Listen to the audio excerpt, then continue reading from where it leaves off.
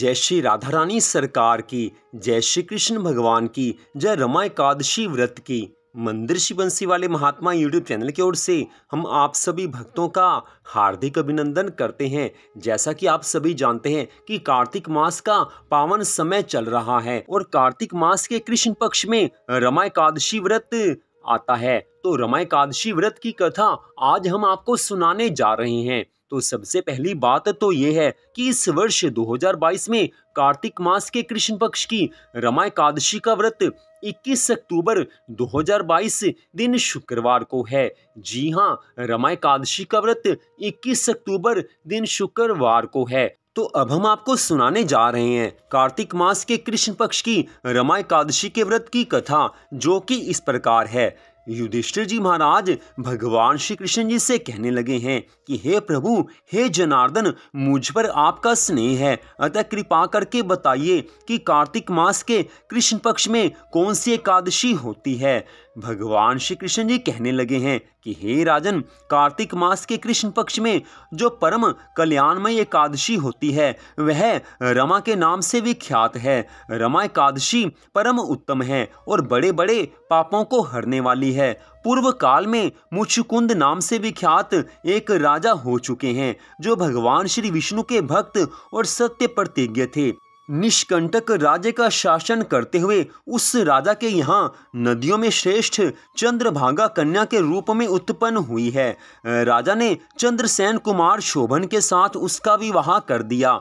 एक समय की बात है, शोभन अपने ससुर के घर आए। उनके यहाँ दशमी का दिन आने पर समूचे नगर में ढिंढोरा पिटवाया जाता था कि एकादशी के दिन कोई भी भोजन नहीं करे, कोई भी भोजन नहीं करे। यह डंके की घोषणा सुनकर शोभन ने अपनी प्यारी पत्नी चंद्रभागा से कहा है कि हे प्रिय, अब मुझे इस समय क्या करना चाहिए, इसकी शिक्षा दो। चंद्रभागा कहने लगी है कि हे प्रभु, मेरे पिता के घर पर तो एकादशी को कोई भी भोजन नहीं कर सकता।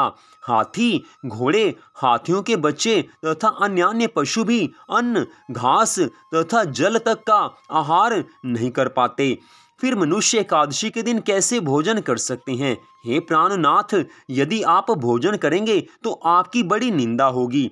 इस प्रकार मन में विचार करके अपने चित्त को दृढ़ कीजिए। शोभन ने कहा कि हे प्रिय, तुम्हारा कहना सत्य है, मैं भी आज एकादशी को उपवास करूंगा। देव का जैसा विधान है वैसा ही होगा। इतनी कथा सुनाकर भगवान श्री कृष्ण जी धर्मराज युधिष्ठिर से कहने लगे हैं कि इस प्रकार दृढ़ निश्चय करके शोभन ने व्रत के नियम का पालन किया।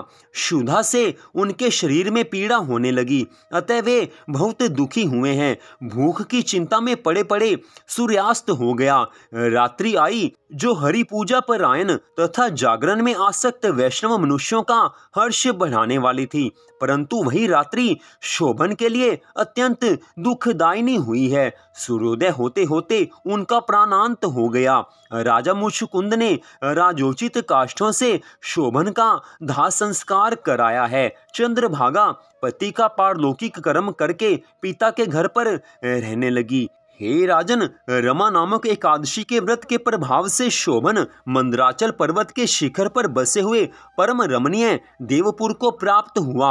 वहां शोभन द्वितीय कुबेर की भांति शोभा पाने लगा है। राजा मुचुकुंद के नगर में सोम शर्मा नाम से विख्यात एक ब्राह्मण रहते थे। वे तीर्थ यात्रा के प्रसंग से घूमते हुए कभी मंदराचल पर्वत पर गए। वहां उन्हें शोभन दिखाई दिए।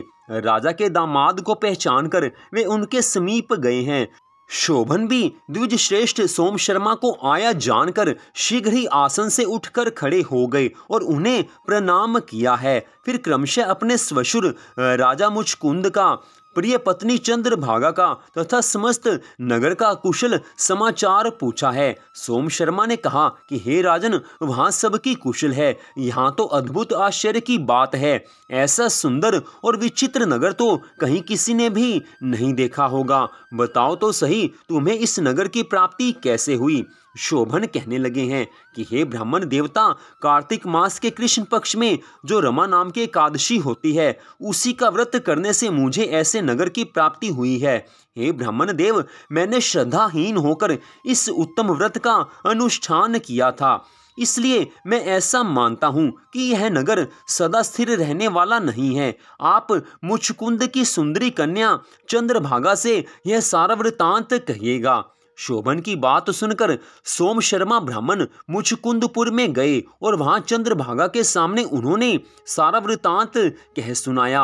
सोम शर्मा बोले, हे शुभे, मैंने तुम्हारे पति को प्रत्यक्ष देखा है तथा इंद्रपुरी के समान उनके सुंदर नगर का अवलोकन भी किया है।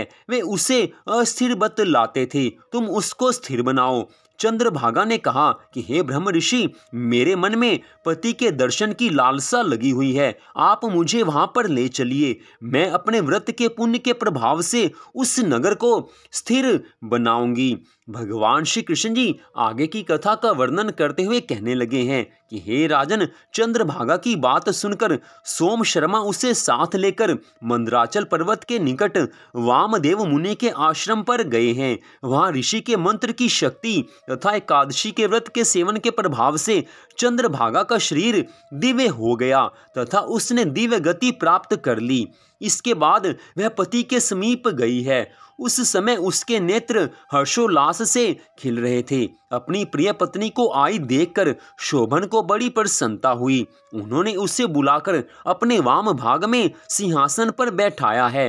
तदनंतर चंद्रभागा ने हर्ष में भरकर अपने प्रियतम से ये प्रिय वचन कहा है कि हे नाथ, मैं हित की बात कहती हूँ, सुनिए। पिता के घर में रहते समय जब मेरी अवस्था 8 वर्ष से अधिक की हो गई, तभी से लेकर आज तक मैंने जो एकादशी के व्रत किए हैं और उनसे मेरे भीतर जो पुण्य संचित हुआ है, उसके प्रभाव से यह नगर कल्प के अंत तक स्थिर रहेगा तथा सब प्रकार के मनोवांछित वैभव से समृद्धिशाली होगा। इतनी कथा सुनाकर भगवान श्री कृष्ण जी धर्मराज युधिष्ठिर से कहने लगे हैं कि हे राजन, इस प्रकार रमा नामक एकादशी के व्रत के प्रभाव से चंद्रभागा दिव्य भोग, दिव्य रूप और दिव्य आभूषणों से विभूषित हो अपने पति के साथ मंदराचल पर्वत के शिखर पर विहार करती है। हे राजन, मैंने तुम्हारे समक्ष रमा नामक एकादशी के व्रत का वर्णन किया है। यह चिंतामणि तथा कामधेनु के समान सब मनोरथों को पूर्ण करने वाली है। इसलिए हे राजन, आपको भी कार्तिक मास के कृष्ण पक्ष की रमा एकादशी का व्रत अवश्य रखना चाहिए।